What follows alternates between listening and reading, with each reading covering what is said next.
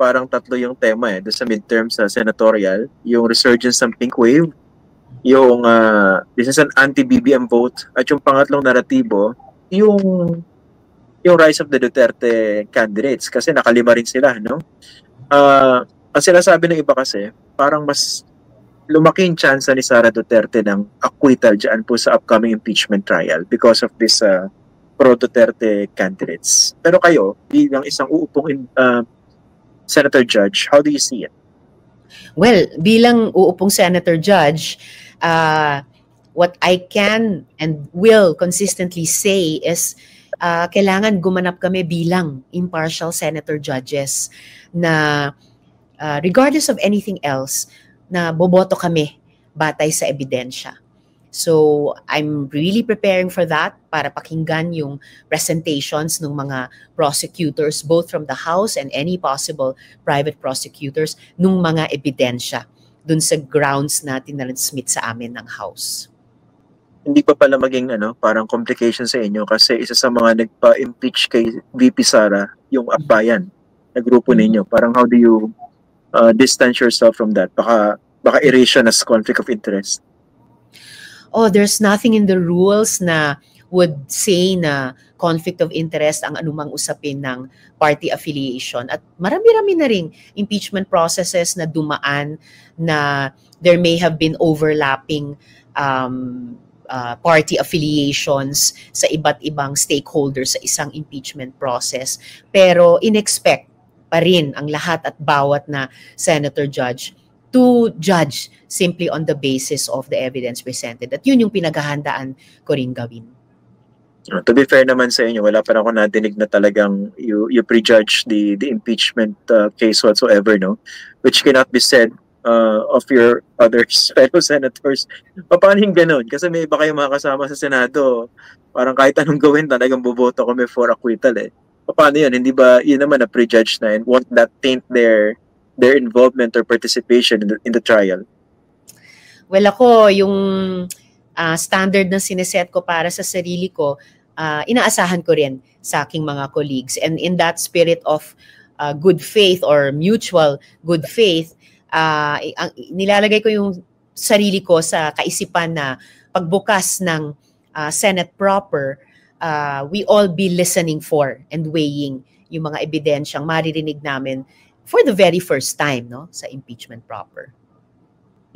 Kunin ko na rin po yung opinion nyo dito sa para introspection ni President Marcos dahil nag-podcast siya, di ba? Sabi niya, meron siyang mga natutuhan na leksyon dito sa huling eleksyon. And sabi niya, dapat mas makinig sa tao, dapat mag-deliver ng results, tigilin yung bangayan. Kayo ba, how would you assess the Marcos administration during the midterm? Well, yon, surprisingly, may ilang mga importanteng issue na pumareho yung posisyon niya sa amin. Halimbawa sa West Philippine Sea, sa Pogo, and pinaka-dramatic na demonstration yan, kamakailan lamang yung pag-veto nila dun sa citizenship bill kay Lee Duan Wang. In part also because of the Pogo red flags raised about that person. ICC process, for example. Pero, ang daming, for example, economic issues na iba pa rin yung analysis ko o namin, iba pa rin yung alternatives at proposals na gustong isulong. Not to speak of, di ba, yung mga unresolved issues ng human rights violations at plunder nung nakaraang malayong administrasyon. And what I can say most importantly is that moving forward, these agreements on some issues and important issues, admittedly, notwithstanding, iba pa rin ang vision namin sa vision niya. Kaya tingin ko responsibilidad namin paghandaan, i-contest pati yung kandidato niya sa 2028. And what do you think of his statement that he's willing to reconcile with the Dutertes?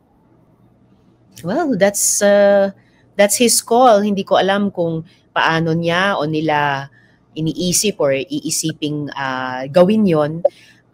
Basta para sa akin, reconciliation or not between their two leading factions, sa mga tagumpay na nakamit namin sa midterm na ito, we have to take that ball and run with it.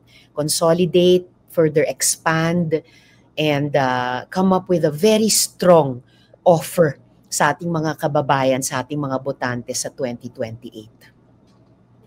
Finally, Senator, isa sa mga inimbestigahan niyo talaga consistently yung POGO. At yung isa sa mga allegedly involved, nagtatago ngayon, seeking asylum sa the Netherlands. Ano bang tingin niya rito sa ginagawa ni Harry Roque na ayaw humarap dito sa proseso ng batas sa Pilipinas? As a lawyer, no, sworn to that batas, he should know better.